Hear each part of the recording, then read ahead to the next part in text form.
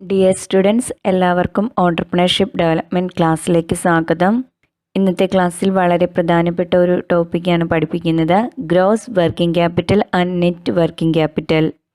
8 മാർക്കിൻ്റെ ക്വസ്റ്റനായിട്ട് ചോദിക്കാറുണ്ട്, പ്രോബ്ലമാണ് ചോദിക്കാറ്. അല്ല എങ്കിൽ 6 മാർക്കിന് ചോദിക്കും. വളരെ സിമ്പിളായിട്ട് ചെയ്യാവുന്ന പ്രോബ്ലമാണ്. നമുക്ക് നോക്കാം.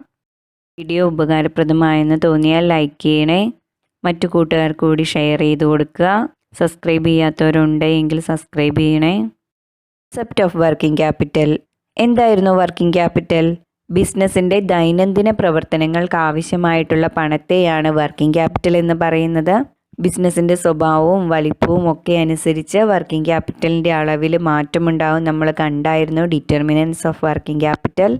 ഇനി നമ്മൾ പഠിക്കുന്നത് concept of working capital. Working capital കോൺസെപ്റ്റിനെ രണ്ടായിട്ട് ക്ലാസിഫൈ ചെയ്യാം. ഗ്രോസ് വർക്കിംഗ് ക്യാപിറ്റൽ കോൺസെപ്റ്റ് എന്നും നെറ്റ് വർക്കിംഗ് ക്യാപിറ്റൽ കോൺസെപ്റ്റ് എന്നും. ആദ്യം നമ്മൾ കാണുന്നത് ഗ്രോസ് വർക്കിംഗ് ക്യാപിറ്റൽ കോൺസെപ്റ്റ് ആണ്.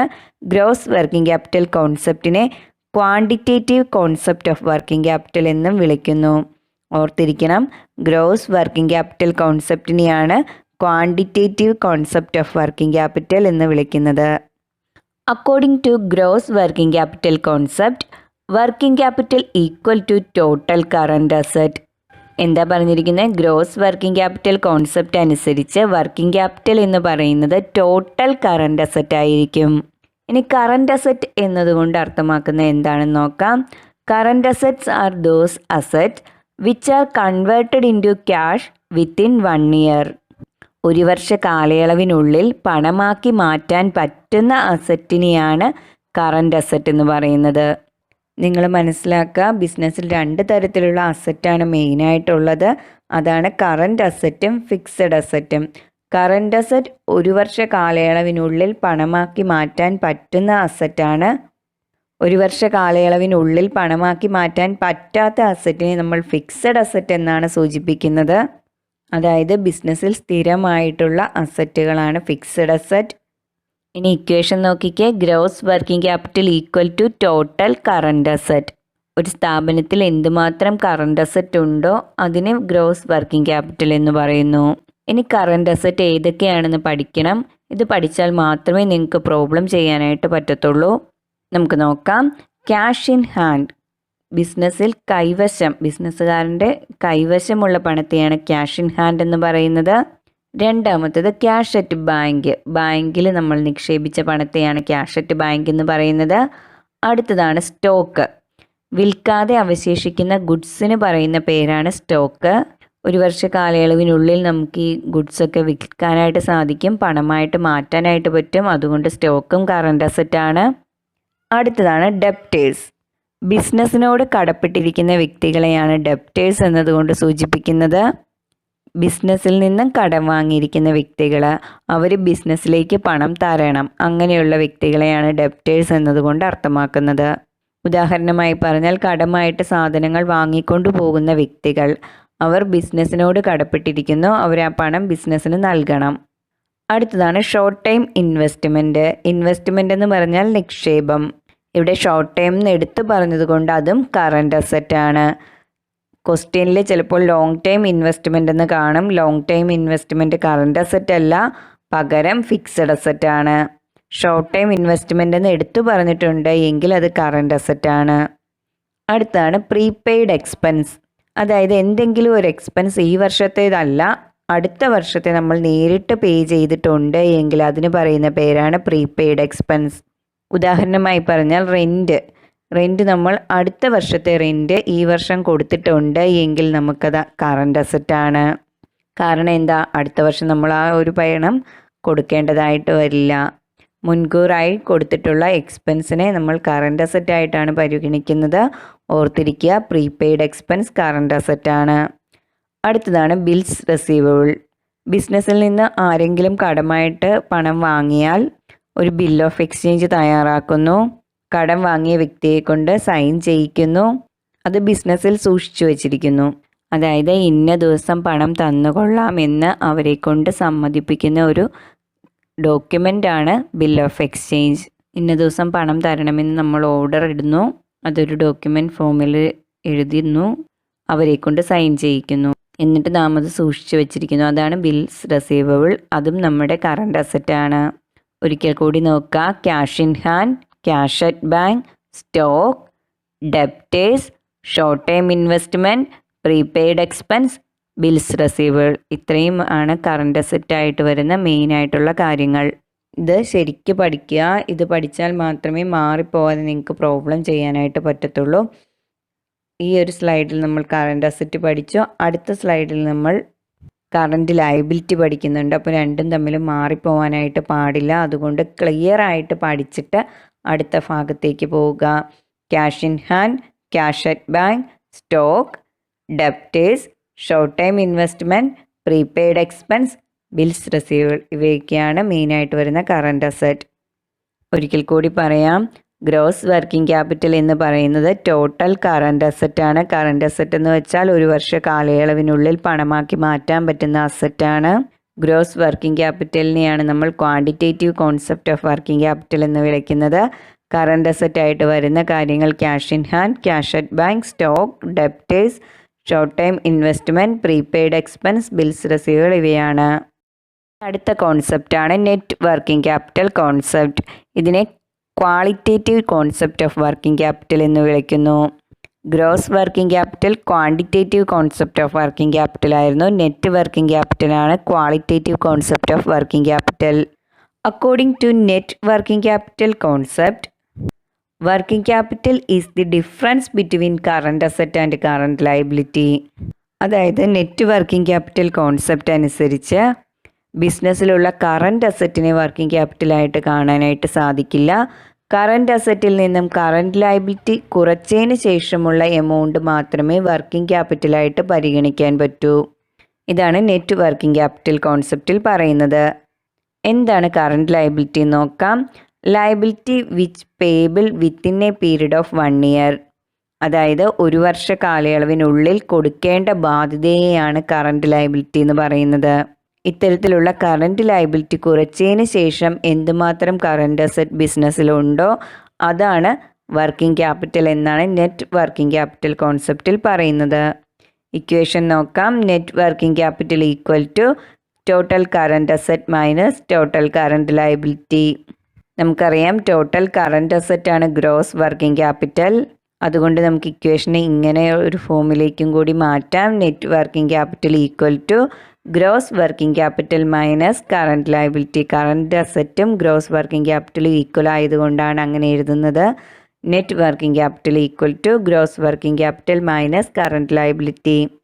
ഇനി കറണ്ട് ലയബിലിറ്റീസ് ഏതൊക്കെയാണെന്ന് നോക്കാം. First one bank over draft.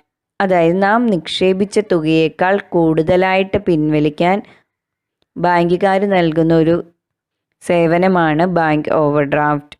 ഒരു പരിധി നിശ്ചയിക്കും. അത്രയും തുക നമുക്ക് കൂടുതലായിട്ട് നിക്ഷേപിച്ച തുകയേക്കാൾ കൂടുതലായിട്ട് പിൻവലിക്കാനായിട്ട് സാധിക്കും. ഒരു വർഷ കാലയളവിനുള്ളിൽ നമ്മളിത് തിരിച്ചടയ്ക്കേണ്ടതാണ്. അതുകൊണ്ടാണ് ഇതിനെ കറണ്ട് ലയബിലിറ്റി ആയിട്ട് പരിഗണിക്കുന്നത്. അടുത്തതാണ് ക്രെഡിറ്റേഴ്സ്. ബിസിനസ് സ്ഥാപനം ആരോടാണോ കടപ്പെട്ടിരിക്കുന്നത് അവരെയാണ് നമ്മൾ ക്രെഡിറ്റേഴ്സ് എന്നതുകൊണ്ട് സൂചിപ്പിക്കുന്നത്. റോ മെറ്റീരിയൽ കടമായിട്ട് വാങ്ങി എന്ന് കരുതുക. നമ്മൾ ആരുടെ കൈവശത്ത് നിന്നാണോ വാങ്ങിയത് അവർ നമ്മുടെ ക്രെഡിറ്ററാണ്. എന്ന് വെച്ചാൽ നാം പണം കൊടുക്കേണ്ട വ്യക്തികളാണ്. അത് നമ്മുടെ കറണ്ട് ലയബിലിറ്റിയാണ്, നമ്മുടെ ബാധ്യതയാണ് ആ പണം കൊടുക്കുക എന്നുള്ളത്. ഡെപ്റ്ററും ക്രെഡിറ്ററും അങ്ങോട്ടും ഇങ്ങോട്ടും മാറിപ്പോവാനായിട്ട് പാടില്ല. ഡെപ്റ്റർ കറണ്ട് അസറ്റും ക്രെഡിറ്റർ കറണ്ട് ലയബിലിറ്റിയുമാണ്. അടുത്തതാണ് ബിൽസ് പേയബിൾ. അതായത് നമ്മൾ ആരോടെങ്കിലും കടം വാങ്ങി അവർ ബിൽ ഓഫ് എക്സ്ചേഞ്ച് തയ്യാറാക്കി ഇന്ന ദിവസം പേയ്മെൻറ്റ് നടത്തണമെന്ന ഓർഡർ ഉള്ള ഡോക്യുമെൻ്റ് തയ്യാറാക്കി നമ്മെ കൊണ്ട് സൈൻ ചെയ്യിക്കുന്നു. ആ കൃത്യം ദിവസമാകുമ്പോൾ നമ്മൾ പേയ്മെൻറ്റ് നടത്തേണ്ടതാണ്. അതുകൊണ്ട് അതും കറണ്ട് ലയബിലിറ്റിയാണ്. ബിൽസ് പേയബിൾ കറണ്ട് ലയബിലിറ്റിയാണ്. ഓർക്കുക, ബിൽസ് റിസീവബിൾ കറണ്ട് അസറ്റും ബിൽസ് പേയബിൾ കറണ്ട് ലയബിലിറ്റിയുമാണ്. അടുത്തതാണ് ഔട്ട്സ്റ്റാൻഡിങ് എക്സ്പെൻസ്. അതായത് ഈ വർഷത്തെ എക്സ്പെൻസ് നമ്മൾ കൊടുത്തിട്ടില്ല എങ്കിൽ നമ്മുടെ ബാധ്യതയാണത് കൊടുത്തു തീർക്കേണ്ടത്. അതും കറണ്ട് ലയബിലിറ്റിയാണ്. അടുത്തതാണ് ടാക്സ്. ടാക്സ് നമ്മൾ കൊടുക്കേണ്ട ബാധ്യതയുണ്ട്, അതുകൊണ്ട് അതും കറണ്ട് ലയബിലിറ്റിയാണ്. അടുത്തതാണ് ഡിവിഡൻഡ് പേയബിൾ. ഓണേഴ്സിന് നമ്മൾ കൊടുക്കുന്ന ലാഭവിഹിതമാണ് ഡിവിഡൻഡ്. അത് നമ്മുടെ കറൻറ്റ് ലയബിലിറ്റിയാണ്, കൊടുത്തു തീർക്കണം. അടുത്തതാണ് short time loan. Long time loan current liability അല്ല, ഫിക്സഡ് ലയബിലിറ്റിയാണ്. എന്നാൽ ഷോർട്ട് ടൈം ലോൺ 1 വർഷ കാലയളവിനുള്ളിൽ കൊടുക്കേണ്ടതാണ്, അതുകൊണ്ട് അതും കറൻറ്റ് ലയബിലിറ്റിയാണ്. ഇൻവെസ്റ്റ്മെൻറ്റും ലോണും തമ്മിൽ മാറിപ്പോവാൻ പാടില്ല. ഷോർട്ട് ടൈം ലോൺ കറൻറ്റ് ലയബിലിറ്റിയും ഷോർട്ട് ടൈം ഇൻവെസ്റ്റ്മെൻറ്റ് കറൻറ്റ് അസറ്റുമാണ്. ഇനി നമുക്ക് കറൻറ്റ് ലയബിലിറ്റി പഠിക്കാം. Bank overdraft, creditors, bills payable, outstanding expense, tax, dividend payable, short time loan. ഒന്നുകൂടി നോക്കാം. നെറ്റ് വർക്കിംഗ് ക്യാപിറ്റലിനെ qualitative concept of working capital എന്ന് വിളിക്കുന്നു. നെറ്റ് വർക്കിംഗ് ക്യാപിറ്റൽ അനുസരിച്ച് വർക്കിംഗ് ക്യാപിറ്റൽ എന്ന് പറയുന്നത് current asset minus current liability ആണ്. Current liability എന്ന് പറയുന്നത് 1 വർഷ കാലയളവിനുള്ളിൽ കൊടുത്തു തീർക്കേണ്ട ബാധ്യതയെയാണ്. കറൻറ്റ് ലയബിലിറ്റിയിൽ വരുന്നത് bank overdraft, creditors, bills payable, outstanding expense, tax, dividend payable, short time loan എന്നിവയാണ്. നമുക്കൊരു ക്വസ്റ്റ്യൻ നോക്കാം. From the following information calculate working capital under gross and net working capital concept. ക്വസ്റ്റ്യനിൽ പറഞ്ഞിരിക്കുന്നത് ഗ്രോസ് വർക്കിംഗ് ക്യാപിറ്റലും net working ക്യാപിറ്റലും calculate ചെയ്യാനാണ്. നമുക്ക് ഓരോ ഐറ്റംസ് നോക്കാം. Stock 50,000, trade creditors 32,000, debtors 75,000, cash 1 lakh, dividend payable 50,000, tax 44,000, short time loan 61,000, short time investment 76,000. ഇങ്ങനെ ഒരു ക്വസ്റ്റ്യൻ കിട്ടുമ്പോൾ നിങ്ങൾ ആദ്യം കണ്ടുപിടിക്കേണ്ടത് കറൻറ്റ് അസറ്റ് ഏതൊക്കെയാണ്, കറൻറ്റ് ലയബിലിറ്റി ഏതൊക്കെയാണ് എന്നാണ്. നമുക്ക് ഓരോന്നും നോക്കാം. സ്റ്റോക്ക് എന്താണ്? കറൻറ്റ് അസറ്റാണ്. ട്രേഡ് ക്രെഡിറ്റേഴ്സോ? Current liability. ഡെപ്റ്റേഴ്സ് കറൻറ്റ് അസറ്റാണ്. ക്യാഷ് കറൻറ്റ് അസറ്റാണ്. ഡിവിഡൻഡ് പേയബിൾ കറൻറ്റ് ലയബിലിറ്റിയാണ്. ടാക്സ് കറൻറ്റ് ലയബിലിറ്റിയാണ്. ഷോർട്ട് ടൈം ലോൺ കറൻറ്റ് ലയബിലിറ്റിയാണ്. ഷോർട്ട് ടൈം ഇൻവെസ്റ്റ്മെൻറ്റ് കറൻറ്റ് അസറ്റാണ്. കറൻറ്റ് ലയബിലിറ്റിയും കറൻറ്റ് അസറ്റും തിരിച്ചറിഞ്ഞതിന് ശേഷം നമുക്ക് ടോട്ടൽ കറൻറ്റ് അസറ്റ് കാൽക്കുലേറ്റ് ചെയ്യാം. ഈ ഒരു ക്വസ്റ്റ്യനിൽ എന്തൊക്കെ കറൻറ്റ് അസറ്റ് ഉണ്ട് എന്ന് നോക്കുക. നമ്മൾ കണ്ടുപിടിച്ചായിരുന്നു സ്റ്റോക്കും ഡെപ്റ്റേഴ്സും ക്യാഷും ഷോർട്ട് ടൈം ഇൻവെസ്റ്റ്മെൻറ്റും ആണുള്ളത്. അപ്പോൾ ടോട്ടൽ കറൻറ്റ് അസറ്റ് കാൽക്കുലേറ്റ് ചെയ്യാനായിട്ട് total current asset equal to stock plus debtors plus cash plus short time investment. എമൗണ്ടും തെറ്റുകൂടാതെ എഴുതണം. 50,000, 75,000, 1 lakh, 76,000. ആൻസർ എത്ര കിട്ടി? 3,00,000 എന്ന് കിട്ടി. ഇനി ടോട്ടൽ കറൻറ്റ് ലയബിലിറ്റി കാൽക്കുലേറ്റ് ചെയ്യണം. ഏതൊക്കെയായിരുന്നു current liability? Trade creditors, dividend payable, tax, short time loan.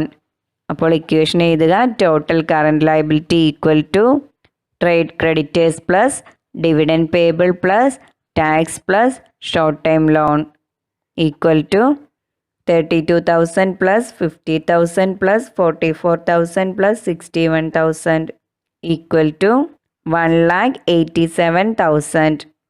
Total current അസറ്റും ടോട്ടൽ കറൻറ്റ് ലയബിലിറ്റിയും കിട്ടിയാൽ ഗ്രോസ് വർക്കിംഗ് ക്യാപിറ്റലും നെറ്റ് വർക്കിംഗ് ക്യാപിറ്റലും കാൽക്കുലേറ്റ് ചെയ്യാം. ആദ്യം ഗ്രോസ് വർക്കിംഗ് ക്യാപിറ്റൽ ഇക്വേഷൻ എഴുതുക. Gross working capital equal to total current asset.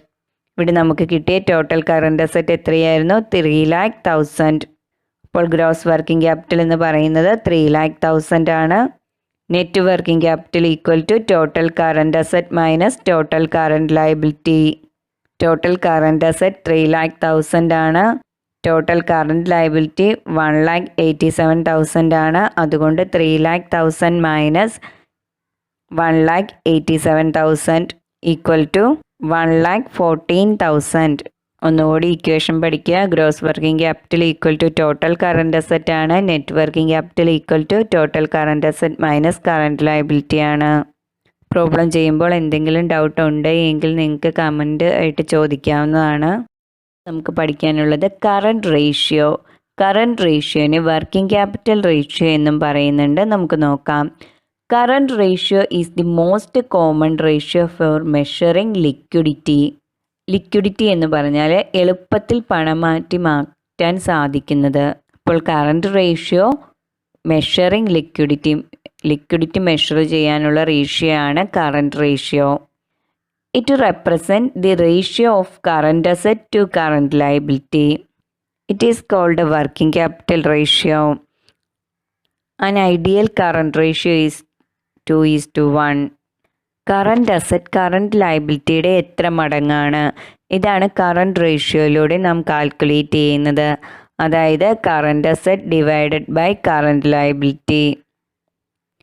Current ratio അഥവാ working capital ratio 2:1 ആണ് ഏറ്റവും ഉത്തമമായിട്ടുള്ള റേഷ്യോ. അതായത് കറണ്ട് ലയബിലിറ്റിയുടെ ഇരട്ടിയായിരിക്കണം കറണ്ട് അസറ്റ് എങ്കിൽ ആണ് ഉത്തമം. ഏതൊരു ബിസിനസ് സ്ഥാപനത്തിലും കറണ്ട് ലയബിലിറ്റിയുടെ ഇരട്ടി കറണ്ട് അസറ്റ് ഉണ്ടായിരിക്കണം. എങ്കിൽ മാത്രമേ പ്രോപ്പറായിട്ടുള്ള വർക്കിംഗ് ക്യാപിറ്റൽ ഉണ്ട് എന്ന് നമുക്ക് പറയാനായിട്ട് സാധിക്കുകയുള്ളൂ. ബിസിനസ്സിൻ്റെ ദൈനംദിന പ്രവർത്തനങ്ങൾ സുഗമമായിട്ട് നടന്നു പോകണമെങ്കിൽ കറണ്ട് റേഷ്യോ 2:1 ആയിരിക്കണം. അതായത് കറണ്ട് ലയബിലിറ്റിയുടെ ഇരട്ടിയെങ്കിലും കറണ്ട് അസറ്റ് ഉണ്ടാവണം.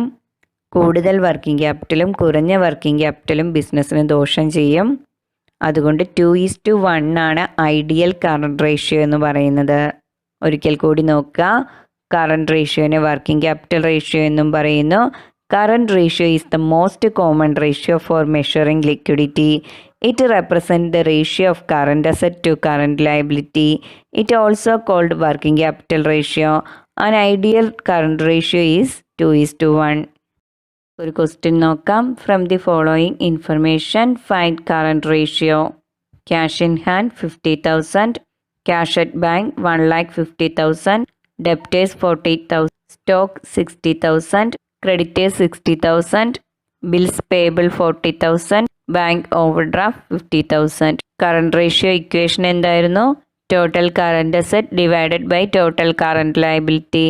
അപ്പോൾ നമ്മൾ ആദ്യം കറണ്ട് അസറ്റും കറണ്ട് ലയബിലിറ്റിയും കാൽക്കുലേറ്റ് ചെയ്യണം. ഇവിടെ ഓരോന്നും നമുക്ക് നോക്കാം. ക്യാഷ് ഇൻ ഹാൻഡ് കറണ്ട് അസറ്റാണ്, ക്യാഷ് അറ്റ് ബാങ്ക് കറണ്ട് അസറ്റാണ്, ഡെപ്റ്റേഴ്സ് കറണ്ട് അസറ്റാണ്, സ്റ്റോക്ക് കറണ്ട് അസറ്റാണ്, ക്രെഡിറ്റേഴ്സ് കറണ്ട് ലയബിലിറ്റിയാണ്, ബിൽസ് പേബിൾ കറണ്ട് ലയബിലിറ്റിയാണ്, ബാങ്ക് ഓവർഡ്രാഫ്റ്റ് കറണ്ട് ലയബിലിറ്റിയാണ്. Current asset equal to cash in hand plus cash at bank plus debtors plus stock equal to 50,000 plus 1,50,000 plus 40,000 plus 60,000 equal to 3,00,000.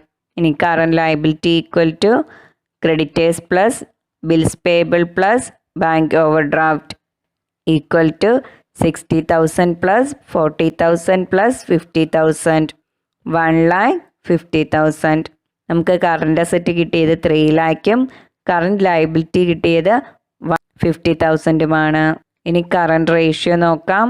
Current asset divided by current liability, അതായത് 3,00,000 divided by 1,50,000.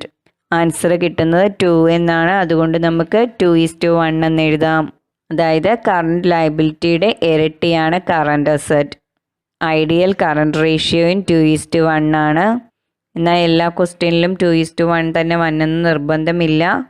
ഇവിടെ ideal current ratio തന്നെയാണ് വരുന്നത്, 2:1 ആണ്. ഈ ക്വസ്റ്റ്യനിലും എന്തെങ്കിലും doubt ഉണ്ടെങ്കിൽ നിങ്ങൾക്ക് comment ചെയ്യാവുന്നതാണ്.